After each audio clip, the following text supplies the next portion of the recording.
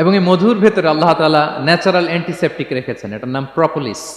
দ্বিতীয় বিশ্বযুদ্ধে রাশিয়ান সোলজাররা তারা আহত হলে তারা অ্যান্টিসেপটিক কিনে লাগাতো না, তারা মধু লাগায় দিত, আর আহত সোলজার তারা মুহূর্তে সুস্থ হয়ে যেত। যাদের বাতের ব্যথা আছে, বাতের ব্যথা আছে না অনেক মুরব্বীদের, ওই বাতের ব্যথার মধ্যে যদি মৌমাছির হুল ফুটাই দিতে পারেন, একদিনের মধ্যে বাতের ব্যথা ভালো হয়ে যাবে। সাময়িক হয়তো ব্যথা পাবে, মৌমাছি যখন কামড় দেয় ব্যথা লাগে না, নাকি আরাম লাগে? কামড় খাইছেন মৌমাছির কখনো? হ্যাঁ, তো বাতের ব্যথার মধ্যে আপনি মৌমাছির হুল ফুটাই দিলে আর ব্যথা নাই। সুবহানাল্লাহি ওয়া বিহামদিহি। মুখতালিফুন আলওয়ানু, বিভিন্ন ধরনের ক্রিম হানি, হোয়াইট হানি, ইয়েলো হানি, ব্ল্যাক হানি, নানা ধরনের হানি আল্লাহ তাআলা এইভাবে প্রিজার্ভ করেছেন মৌমাছি। রাসূল সাল্লাল্লাহু আলাইহি ওয়াসাল্লাম মধু বড্ড পছন্দ করতেন। পিওর হানি, দুর্গন্ধওয়ালা হানি তিনি খেতেন না, পিওর হানি খাবেন, খুবই এনার্জেটিক। এবং কোরআনে মাত্র দুইটা জিনিসকে শেফা বলা হয়েছে, এক হচ্ছে কোরআনকে বলা হয়েছে শেফা, আর এই মধুকে বলা হয়েছে শেফা। সুবহানাল্লাহ। আল্লাহ তাআলা বললেন, ওয়া আওহা রাব্বুকা ইলান নাহলি আনিত্তাখিযি মিনাল জিবালি বুয়ুতা ওয়া মিনাশ শাজারি ওয়া মিম্মা ইয়ারিশুন। আল্লাহ তাআলা মৌমাছিকে শিখাই দিলেন কিভাবে মৌচাক বাঁধতে হবে। এবং আল্লাহ বললেন, ইত্তাখিযি মিনাল জিবালি বুয়ুতা, তোমরা পাহাড়ে মৌচাক বাঁধো, ওয়া মিনাশ শাজার, গাছের মগ ডালে বাঁধো, অথবা উঁচু মাচার উপরে বাঁধো, যাতে গ্রামের ছোট্ট ছেলেরা ঢিল মারতে না পারে।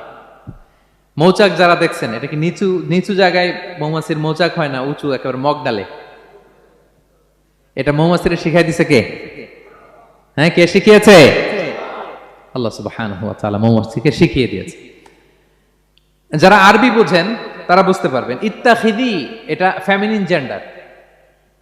তার মানে আল্লাহ যা অর্ডার করেছেন এটা পুরুষ মৌমাছিকে অর্ডার করেন নাই, নারী মৌমাছিকে। তো গবেষণায় দেখা গিয়েছে পুরো মৌচাকের বাসাটাকে এখানে যে লিডারশিপ বহন করে, এটা কোনো পুরুষ মৌমাছি না, এটা নারী মৌমাছি। সুবহানাল্লাহ। এবং তিন ধরনের মৌমাছি থাকে, একটা হচ্ছে কুইন বি, রানী মৌমাছি, আরেকটা হচ্ছে মেল বি, এরা বংশ বিস্তার করে, আরেকটা হচ্ছে ওয়ার্কার বি, এরা এই মধু আনা নেওয়া করে। তা আল্লাহ এদেরকে বললেন, কুলি মিন কুল্লি সামারাত, এই মৌমাছি তোমরা আশেপাশের সব সুন্দর সুন্দর ফুল থেকে, ফল থেকে, ফ্লাওয়ার নেকটারস, পুষ্প রস সংগ্রহ করে নিয়ে আসো। মধু এত স্বাস্থ্যকর, হেলদি ডায়েট কেন? কারণ আশেপাশের গাছের মধ্যে এখানে আপনার ভেষজ গাছ আছে, ঔষধি গাছ আছে, বনাজি গাছ আছে, ঠিক না? তো মৌমাছিগুলো সেখান থেকে ফ্লাওয়ার নেকটারস, পুষ্প রস সংগ্রহ করে আবার চলে আসে। এবং আল্লাহ বললেন, ফাসলুকি সুবুলা রব্বিকি যুলুলা, পথ ভুলে যাও না, যেই পথে গেছো ওই পথে ফিরে আসো। একটা মৌমাছি মৌচাক থেকে প্রায় 10 কিলোমিটার দূরেও অনেক সময় চলে যায়, আবার 10 কিলোমিটার পথ চিনে আবার মৌচাকে এটার ফিরায় আনে কে? এই পুরো মেকানিজমটা নিয়ে গবেষণা করে অস্ট্রিয়ান একজন সায়েন্টিস্ট, তার নাম হচ্ছে কার্ল ব্রনফেশ, সে একটা বই লিখেছে, দ্য ডান্সিং বিজ, এবং এই বই লিখে সে নোবেল লরেট হয়েছে, নোবেল প্রাইজ পেয়েছে। আমরা তো মধু পাইয়া হাতের তালুর মধ্যে নিয়ে জিহ্বা দিয়ে চাটি, আমাদের তো আর ব্রেন খাটানোর ওই সময় নাই। ওই কার্ল ব্রনফেশ সে এই মৌমাছি নিয়ে গবেষণা করে নোবেল প্রাইজ পেয়েছে, আর আমরা মাথা খাটাইতে পারলাম না। তো সে গবেষণা করে পেয়েছে, মানে কোরআনের আয়াত যা যা বলেছে সে তাই পেয়েছে। মৌমাছি ওখান থেকে ফুলের পুষ্পরস, ফ্লাওয়ার নেকটারস এনেই কিন্তু মৌচাকে রাখে না, ওইটারে সে খেয়ে ফেলে।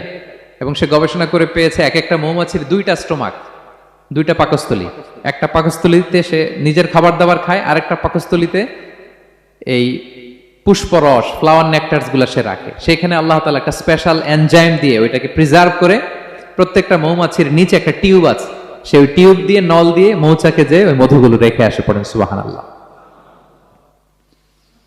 আল্লাহ বলেন, এই যে এতগুলো মৌমাছি পুষ্প রস এনে মৌচাকের মধ্যে রসগুলো রাখে, মধু তৈরি হয়। আল্লাহ বলেন, ইন্না ফি যালিকা লাআয়াতান লিকাওমি ইয়াতাফাক্কারুন, নিশ্চয় এর মধ্যে আল্লাহ তাআলা চিন্তাশীলদের জন্য নিদর্শন রেখেছেন। যারা চিন্তা করে, তারা হাতের তালুতে শুধু জিহ্বা দিয়ে চেটে চেটে খায় না, তারা ভাবে কোত্থেকে আসলো এই মধু, কিভাবে মৌমাছিগুলো যায়, কিভাবে ফিরে আসে। তাহলে বলেন তো, আমাদের চিন্তাশীলতার দরকার আছে না নাই?